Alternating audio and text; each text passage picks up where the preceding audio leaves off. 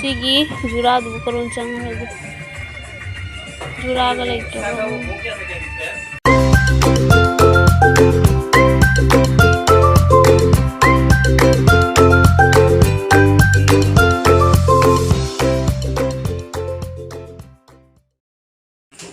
Hi ma'am Masidi ai bisal market saluge na to bani amuko kay kini family aiga husband ga macha ga saluge to bani ko macha gi poche khara su lege to bawali husband gi support khale ga bawali ado aigi su khara lege to bawali ena na han chalu badi angang si ga haji ngatang chalu bani ba ko ado mem poche do kay kele panga sidi continuing halake phajana haidi mafam du da kari kari haji puthara pa phaja phaja ba poche do habadi winter gi oina ko khagi kari nupi singi nupa singi angang singi keke phaja phaja ba puthara pa haido miam hi minar singa sidi angang se mana pam de mine ai yam phajana video de namaga miam da su share to jerake ado poche so yam tang banati loi hong mani be miam ko ado miam ye minar si Asa solution was a lawyer at the university.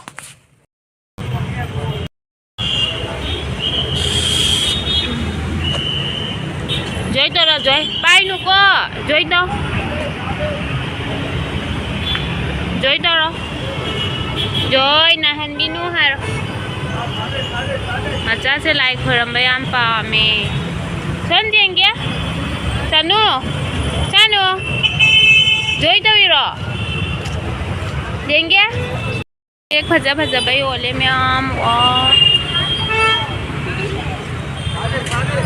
Rupa सहूम Bibi ngатani ko nang legadra mapa ka na ngai ri mi mayam hauji mapa do atopa side ki la ka di ai na ngai ba la ki dare hauji phau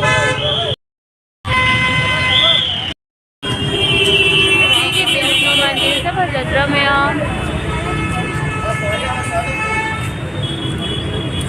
Yam phaja bani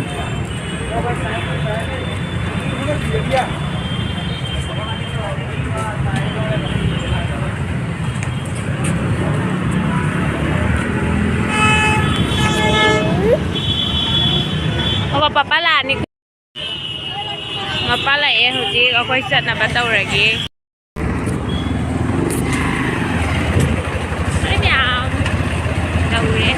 Hi ma'am, I just Tourure. Hi. Hi ma'am. Tourure. Ma'am hi. Akoi Vishal Tourure. Akoi Vishal Tourure. Vishal देखो क्या ma'am ले नी जाने का इजाज़त है. गाड़ी थम्बा चंग है. Hey चाचा. तू पापा मनाक तुझे. पापा मनाक.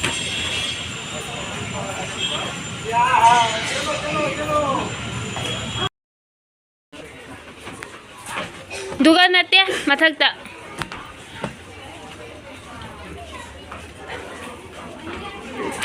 phi bhaja pure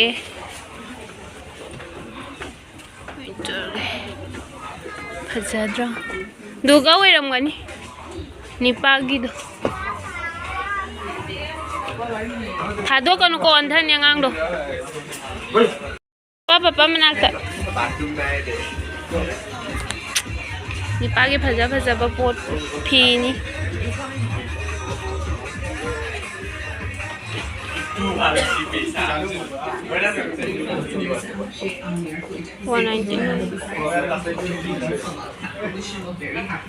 आधे से फंसा बन शीशिंग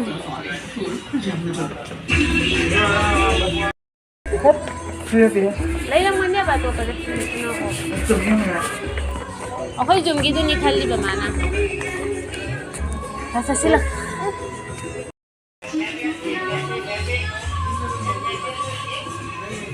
ये बाइने ब्लैक ना था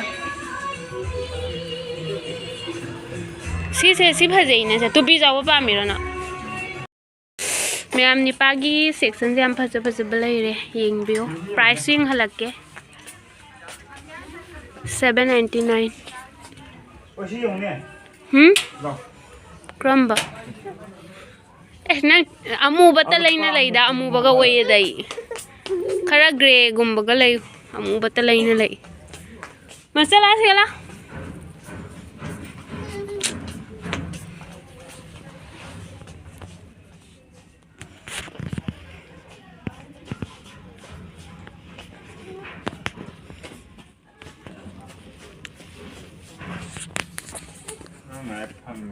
con Doing na.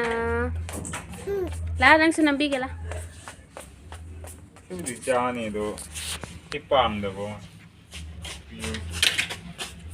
dùng nè cái bây giờ nó dùng nè Hajay. không mang này cô Ang ang si black electric. Black talaw na lang.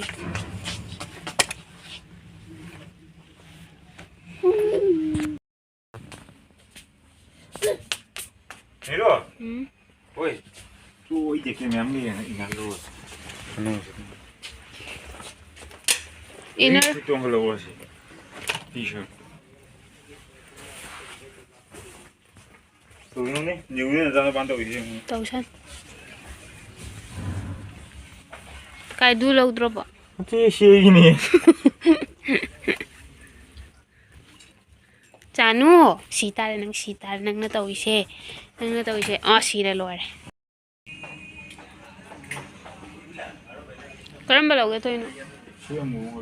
Macha? Chị cái lỗ ito, chị cái lỗ ra inalam do ra.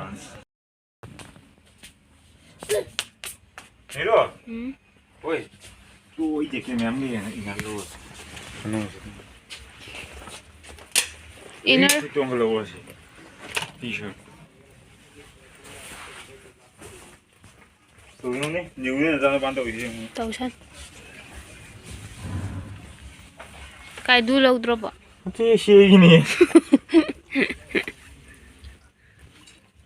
Chanu, sitar nang na tàu ise. Nang na tàu ise. Oh, sira lore.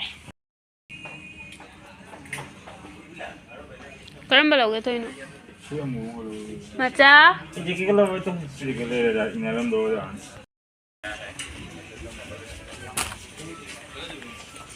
Yun ang talibo. Nalasa sila.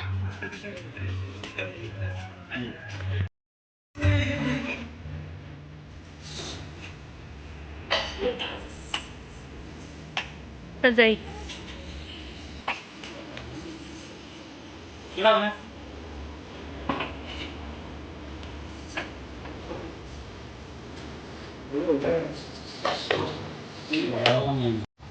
Sige, jurado karon sang jurado like to. Hoy inemboy gi sulay bihi ge toy mi ing bada tung na bagi asisi yam phajay ko ay gilaw ge sisi. Sige, jurado karon sang jurado like to. Ay dia to poy na laura ge da, suko mas laura. Si Pwede. Karamba na nang nalaw ba to? Si masudi pa jadi. Agay po se laure chapal su. Ano? Mano gi khongkop su chapal su mamagi ichanupigi aigi loina laure. Si se pa amigo.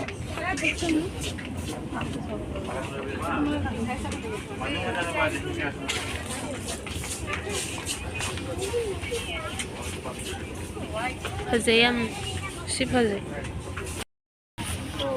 Ay jacket se fazabreng. Oh, karam da hapon. Karam da. Si Laura sila hangi ma'am fazayam.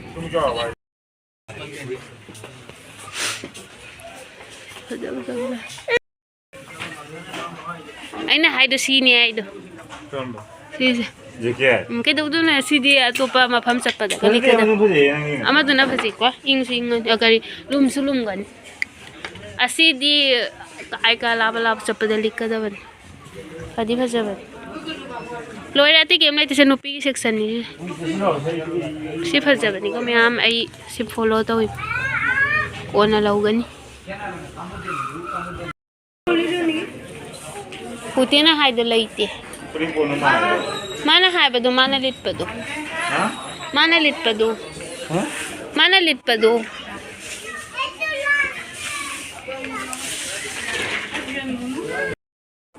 Ay, jake lau de si oin lau ba na para dai. Chalo se. Dal he do di. Basta sarado.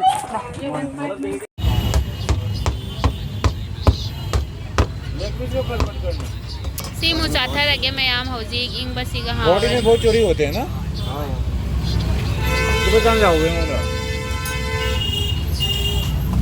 ओ बाल लगी चोरी होता है भैया हां runny है body में तो बहुत एक्सेस ज़्यादा हो रहा है भाई टिको खाना बोलूंगा देखा हेमलेट अच्छा है इसलिए पता चला गया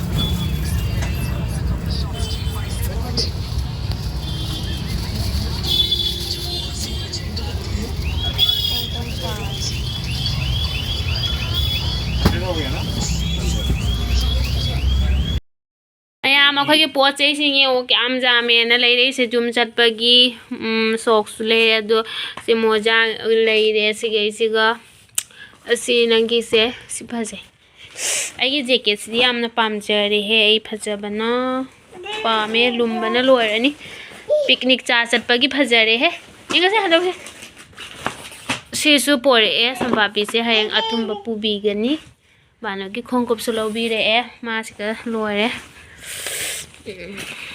स्लीपर सिंगदे जिंगहलके इमुंगदा हयंग तोंगनबनी सिना अखोई इनेम्बोकी असिना इचानुपीगी माने इंगोंदगी मखोंग खितंग चावे दुना मागिना नंबर 7 आइगिना 6 को आइगी कलर सिसु फजबनी आइना पामे यामना ममांगदसु लेरखरे आइना अदो अखोई इचानुपी अमादुगा पीहरे सिना अमादुगिनी अनिनिनाको अदुगा ममांग अनी पुहौदरे अदुगी अदु जिंगेसे कई कईनो ओ मचागी सुजु मखुदकी से लौबीरे हयंगी लिलगा चटनाबगी सिना सि खंगाव सिना इकुबोकिनी सिना सिगा टोपी लेरे असिगी जैकेट सिसु फजबनी सिना अखोगी इचानुपी अमगी मचा चाही अनी मखाई अनी मुफारे मागी लौबीरिनी